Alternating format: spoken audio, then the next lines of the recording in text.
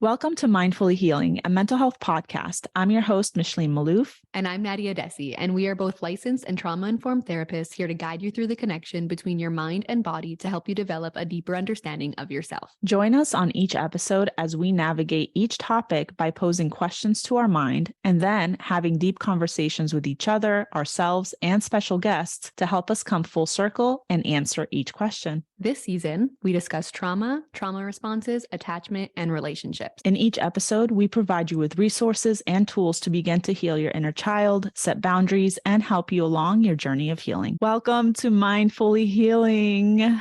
This is the first episode that we actually recorded last because we owe you all an explanation. There's been so much that has been going on, and Micheline and I have finally just sat down together to tell you guys about everything that we've been going through the past year and a half, 2 years. Oh my God, almost 2 years, Nadia, that we had recorded every single episode to this podcast, and then we couldn't launch it. And here's what happened. Should we start at the beginning? Yeah. You know what? I think we should start with the lawsuit. That would make the most sense, right? Yes. Okay. I think you explained that one because it came to your email.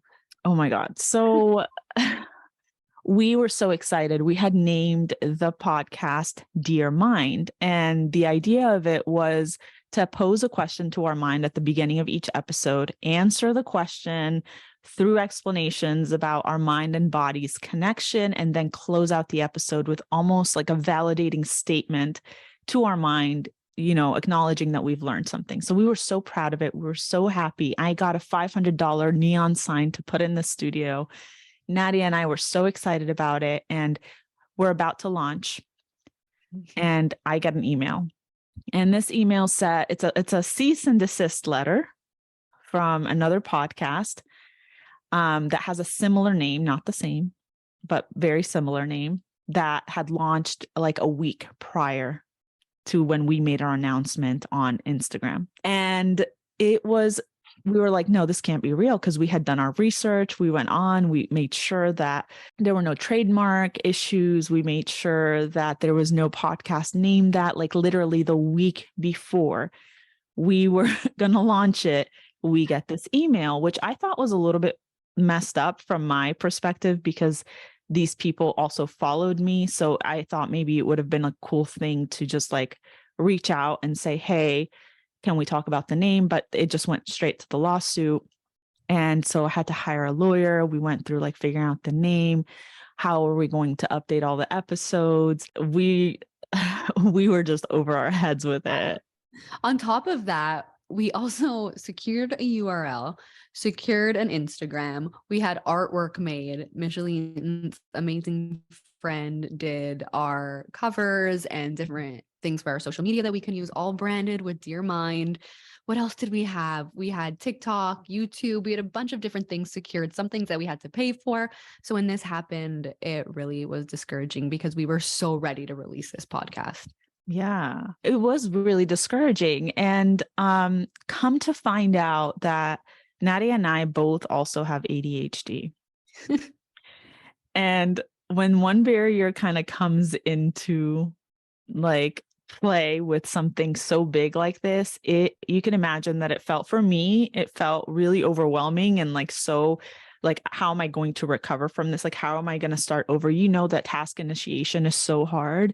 I mean, for me, it's like so hard to get something started and moving. Once I'm moving in it, it's easier.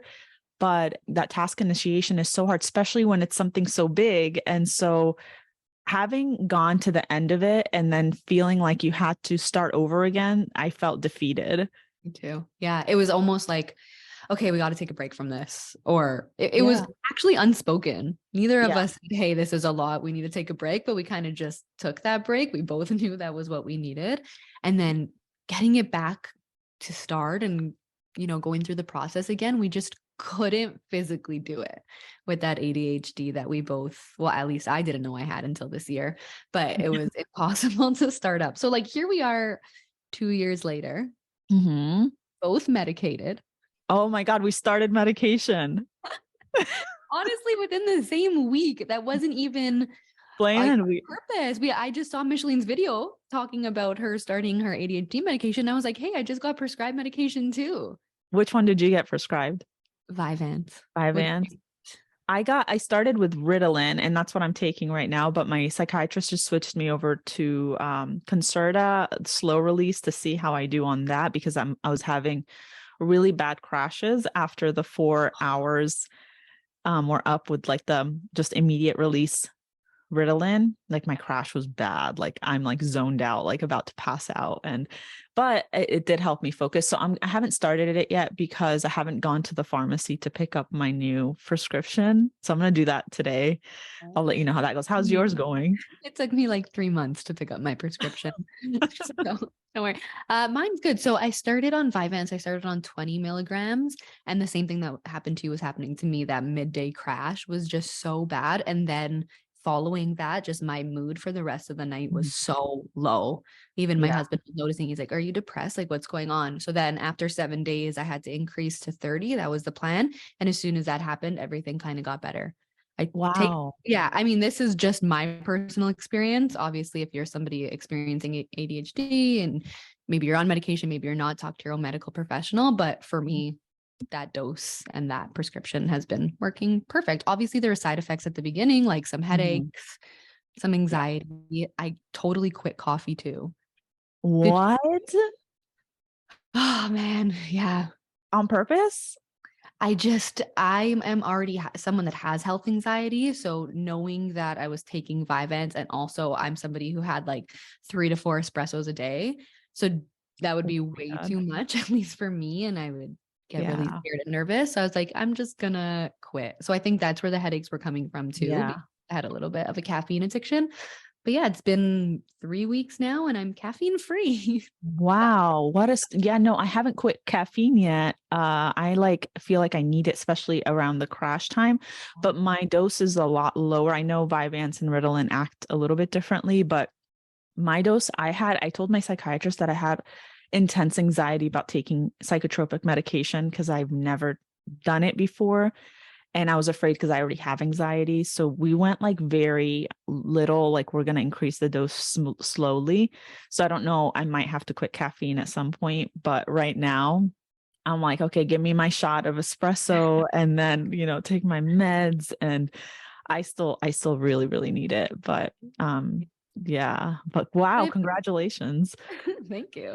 What have you noticed has been different, like helpful for you on the medication? I feel, well, one, focus. Like usually what would happen is, okay, I'm editing the podcast, right? So I would go in with the goal of editing the podcast. I'll open up the file to edit the podcast. And then I'll have a thought that in order to edit this podcast, I need to verify that this information is correct. So then I'll go to my computer and somehow I'll have a tab open that's like my website. And I'll realize, oh, I have to edit this person's profile. So I'll start editing that profile, which then leads me to remember that I also wanted to add my YouTube videos to my website. So then I go to YouTube and then I get caught up with some makeup video and then I watch some makeup videos and then I'm like, oh, I should do a makeup video. So then I start planning my content for what to do.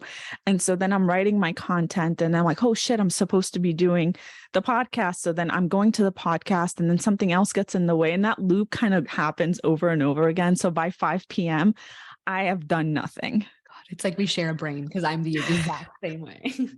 So the medicine, to answer your question, I sat down and edited a podcast in one day in a matter of 2 hours total.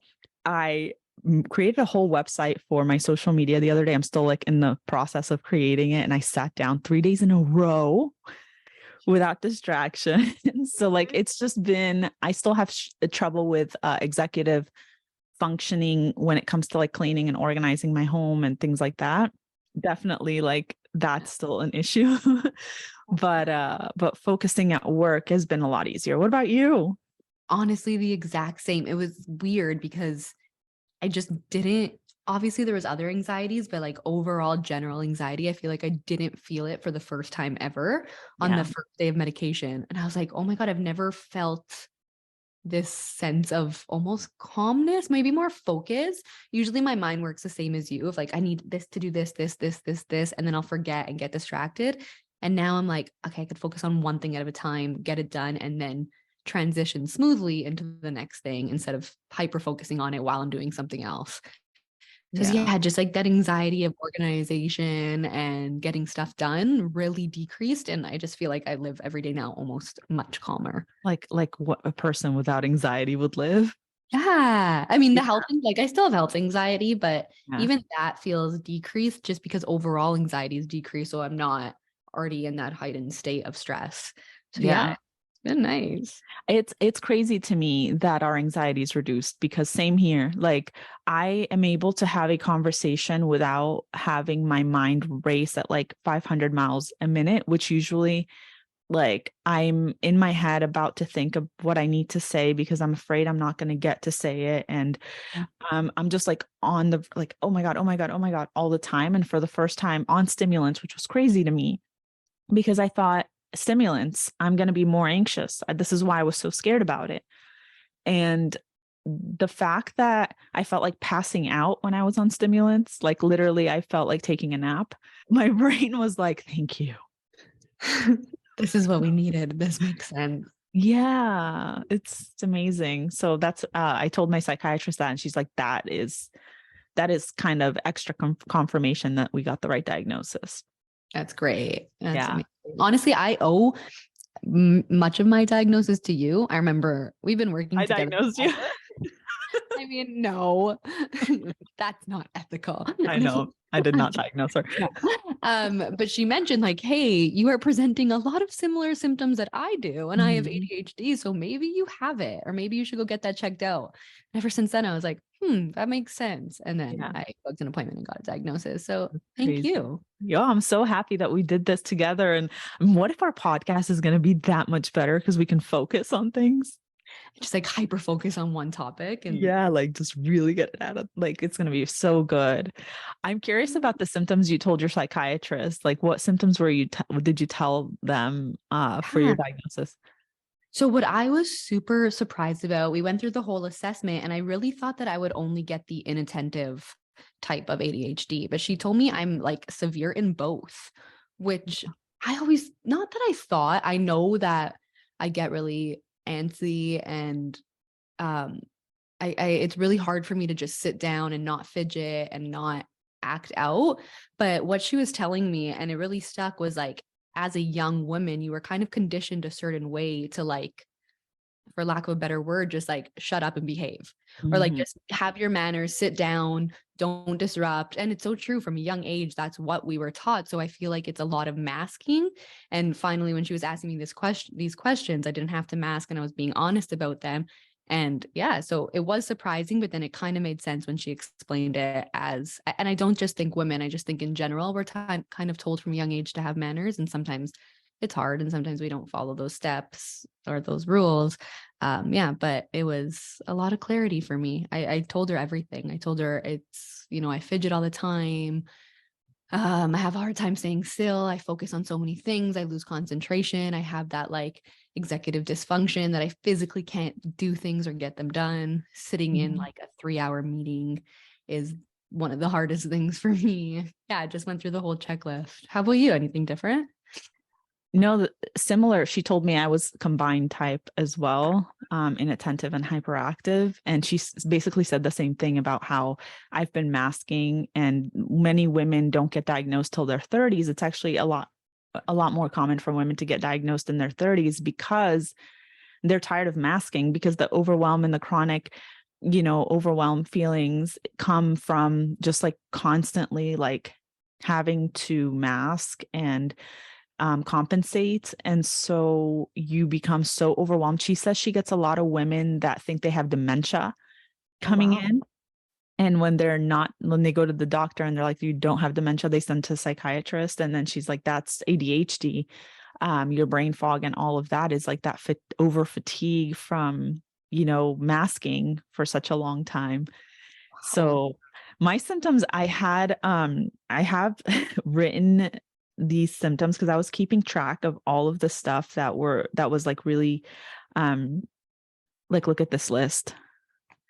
Oh, wow. Wow, for So those of you that can't see, it's in Micheline's notes or in like an email or something, and she just keeps on scrolling. It's a yeah, lot. so this is some of the stuff I wrote down.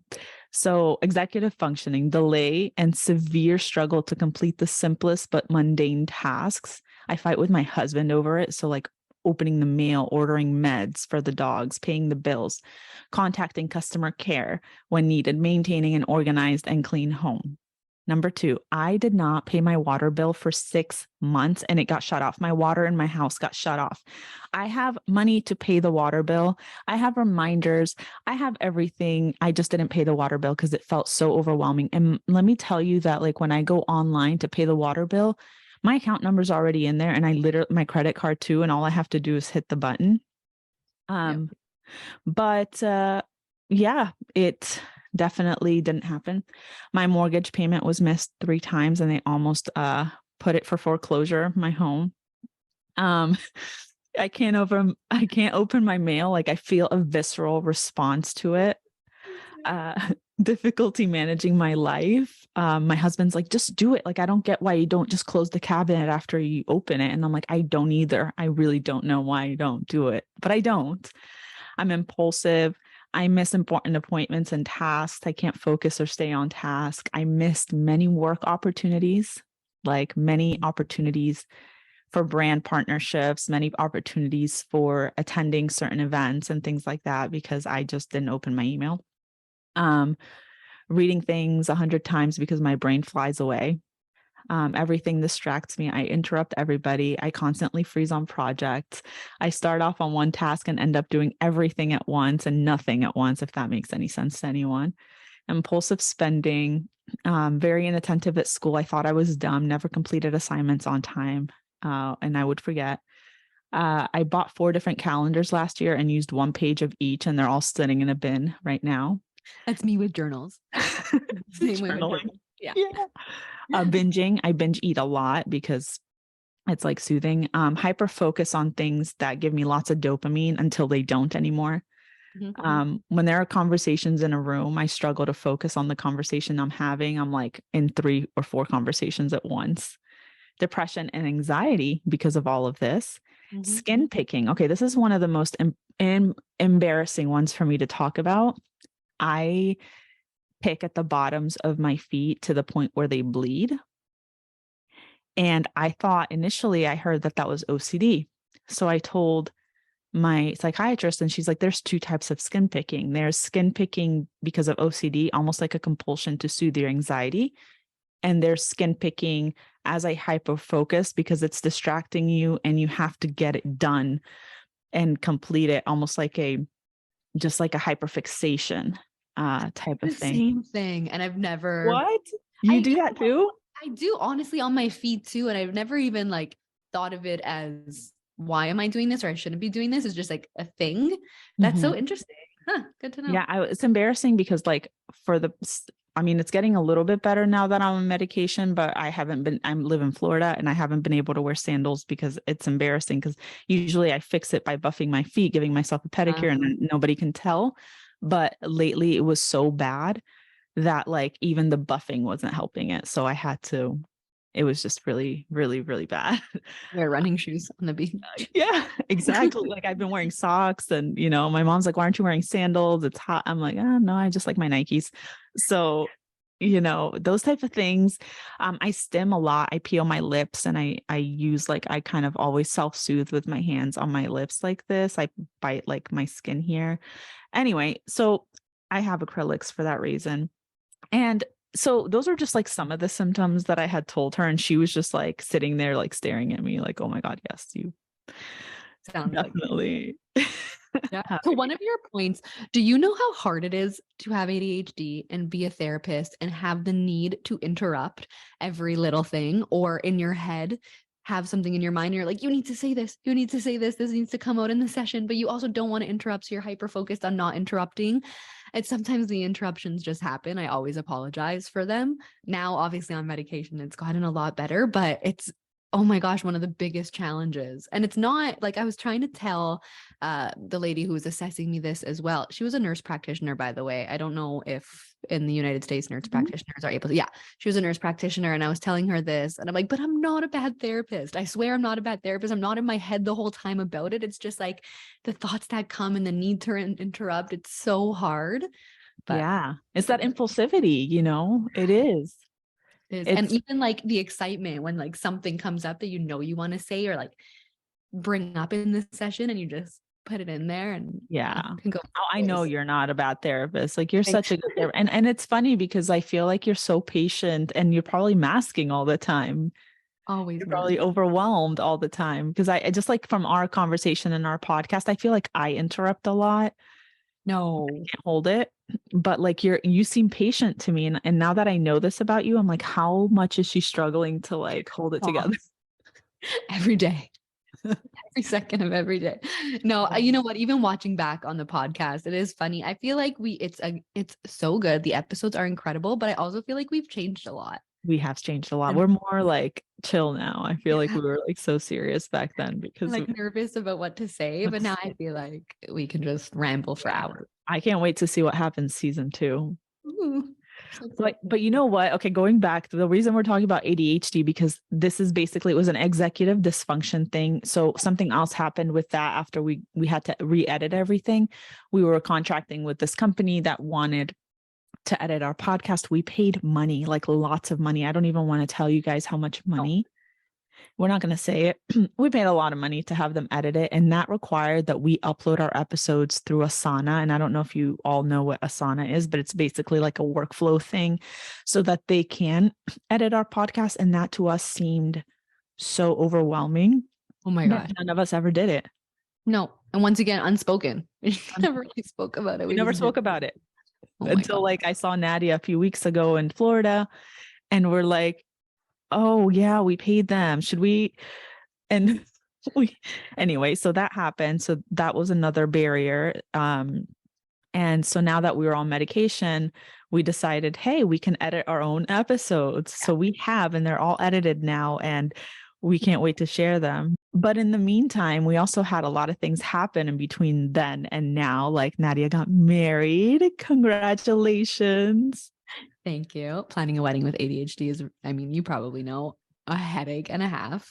I hated every bit of it.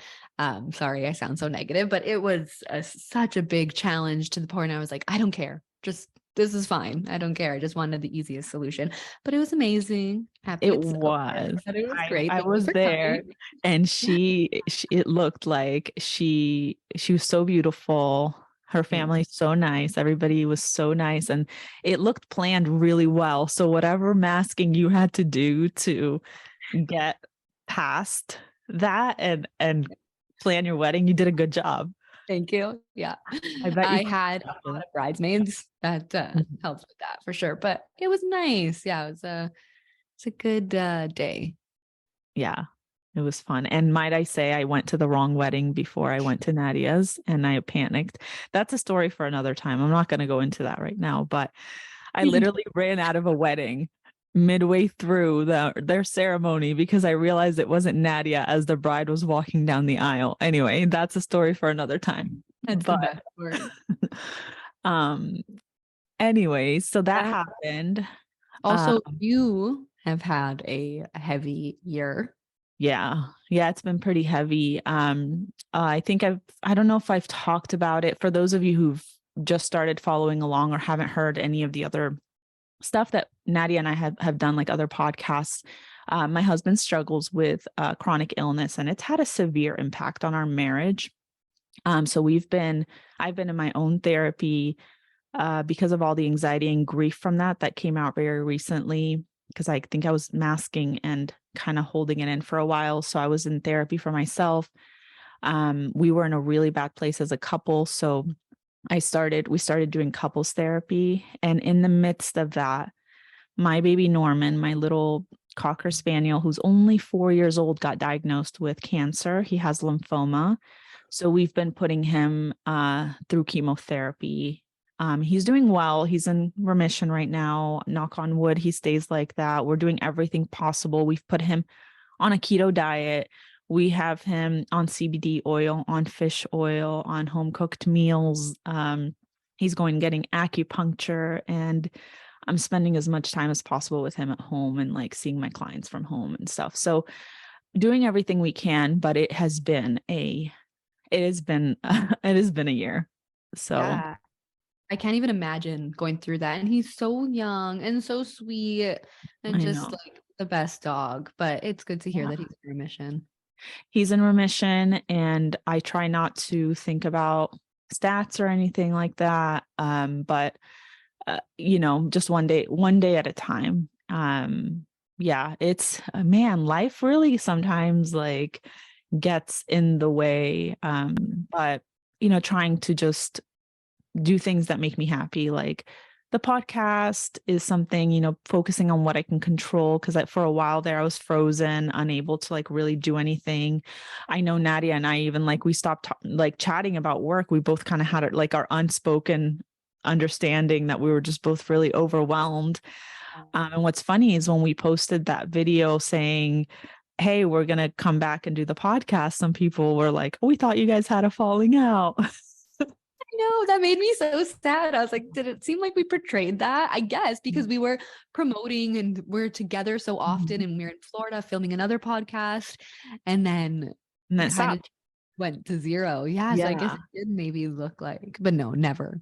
No, we never had any issues with each other at all, actually. Like we're just both, we have the object permanence issue where like we don't live in the same country. We are far away. She's got her life and her stuff going on. I've got mine. So it's one of those things where you just like are just like busy in life. And then when you text, it's everything's back to normal, that kind of thing. So when she was in Florida, we saw each other and we were like, oh, let's just do this podcast. We're both medicated now. And like, here we are.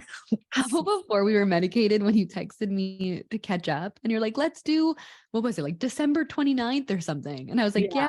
And it was like then it was like January 5th. And you're like, we both missed it. We just Yes, both we both missed forgot. it. We didn't follow up. We didn't show up. We didn't text each other. We just Yeah. both completely forgot. And then when you text that, but honestly, I understand like boundaries and friendships with people who need that reassurance, but sometimes these friendships are my favorite just because you get it Yeah. and I get it. And Yeah. it's like no hard feelings because we're very similar in what we think and what we do. Yeah. There's never going to be a hard feeling with me about that. Like, unless like you're like straight up ignoring me forever and I'm like texting and you're ignoring me like that, I would get hurt. But like we just forget. And then when we text each other, we're just like, hey, like whatever. Like all my like bestest friends in the world. We have that kind of like, we go months without talking. And then when we talk, it's like good again. Yeah. It's like a friendship in your 30s, right?